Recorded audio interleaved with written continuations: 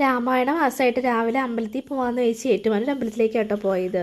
പോയ വഴിക്ക് ഇതാ ക്ലോസിങ് ഉണ്ടായിരുന്നു, ട്രെയിൻ വന്ന് പോകാനുണ്ടായിരുന്നു. അങ്ങനെ കുറച്ച് നേരം അവിടെ നിന്നപ്പം വെറുതെ എടുത്തൊരു വീഡിയോ ആണ്. ഏറ്റുമാനൂർ അപ്പൻ്റെ അടുത്താണ് പോയത്. ഞാൻ ആദ്യമായിട്ടാണ് അവിടെ അമ്പലത്തിൽ പോകുന്നത്. എനിക്ക് ഭയങ്കര ഇഷ്ടപ്പെട്ടിട്ട് അമ്പലത്തിൽ പോയിട്ട്. എന്താ പറയുക, അവിടെ ഒരു കിടാവിളക്കൊക്കെ ഉണ്ട്. അവിടെ എണ്ണയൊക്കെ ഒഴിച്ചു. പിന്നെ അടുത്ത് തന്നെ ശ്രീകൃഷ്ണൻ്റെ കോവിലുണ്ട്. അവിടെ കയറി തൊഴുതു. അവിടെ കയറി തൊഴുതപ്പോഴാണ് മഴ വന്നു കേട്ടോ. കണ്ണൻ്റെ അടുത്ത് കയറി കണ്ണനെ പെട്ടെന്ന് കണ്ടിട്ട് പെട്ടെന്ന് പോരാന്നോർത്ത് കയറി തൊഴുതാണ്. പക്ഷേ കണ്ണന് പണി തന്നു, മഴ പെയ്തു. അവിടെ കുറേ നേരം ഞങ്ങൾ വെയിറ്റ് ചെയ്ത് നിന്നു കേട്ടോ. കുറേ നേരം നിന്ന് കഴിഞ്ഞപ്പോഴാണ് മഴ കുറഞ്ഞത്.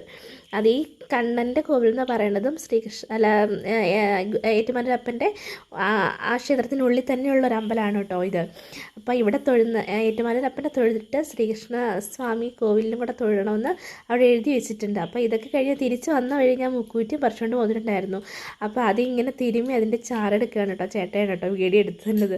അപ്പോൾ ചേട്ടായി അവരാണ്, ഓ എൻ്റെ ദൈവമേ അതിന് നാശമാക്കുകയാണെന്ന് പറയുന്നുണ്ട്. അതിനിട്ട് ഇങ്ങനെ തിരുമണത് കണ്ടിട്ട് കേട്ടോ. ഇങ്ങനെ ഞാൻ അതിൻ്റെ ചാറൊക്കെ എടുത്ത് മുക്കൂറ്റി കുറിയൊക്കെ തൊട്ടു കേട്ടോ.